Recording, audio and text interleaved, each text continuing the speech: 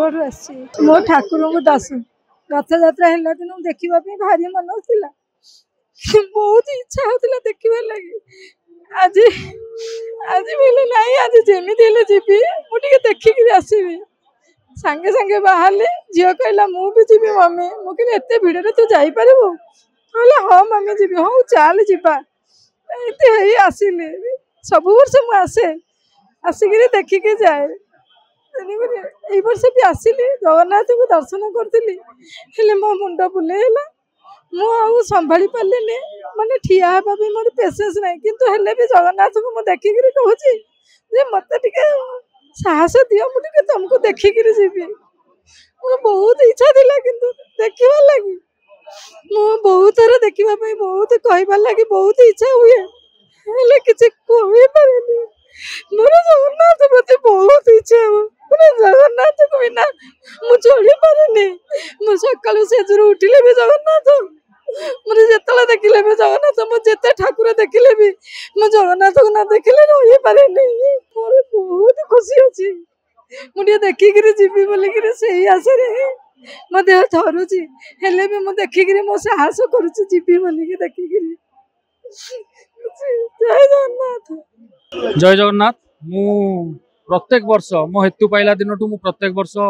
महाप्रभु को सुनावेश देखा आसे जिते वर्षा हो जमी पाग भी था मु एकुटिया आसे ना समस्त मान परिवार नहीं कि ना सांगसाथी नहीं कि आसे मु बहुत खुशी आज दिनटा बहुत खुशी आज हरि शोबे बड़ एकादशी सबुठु बड़ एकादशी आज हरि शोबे काली गरुड़ महाप्रभु भी शोबे आउ मन भीतर बहुत आनंद माने खेली जाए कहीं ना महाप्रभु आज महण महण सुना पिंधे जो सुना को देखा सारा जगत आज अनै बसताए आमे धन्य आमे यही ओडिशार बासी आमे भुवनेश्वरवासी आमे निजको धन्य मन करचु एई भलिया माने बेश आमे चर्मचक्षुर देखि पारुचु आमे बहुत गर्वित और बहुत खुशी मध्य आउ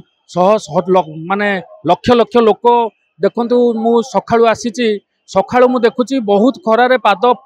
माने पोड़ी जाउतले मध्य माने भक्त मानक माने भक्त भगवान को देखिया पई केते तत्पर आ केते कष्ट सही भगवान को पाखो आसुची भगवान को टिके देखिया पई आ जगन्नाथ मोर गोटे सान भाई कहला जगन्नाथ ए आज केते कष्ट होउची मु पचाली सान भाईटी कहला जगन्नाथ बा डाकुचंती आ तेणु करी भक्त सेमती आसीबो आ से पाद पड़ी जाऊ खरा हो वर्षा हो जा जगन्नाथ डाकुचे आसे सब डाकुचे आसे आउ भक्त सब बेले ता पाखु जीवो तेणु करी किछि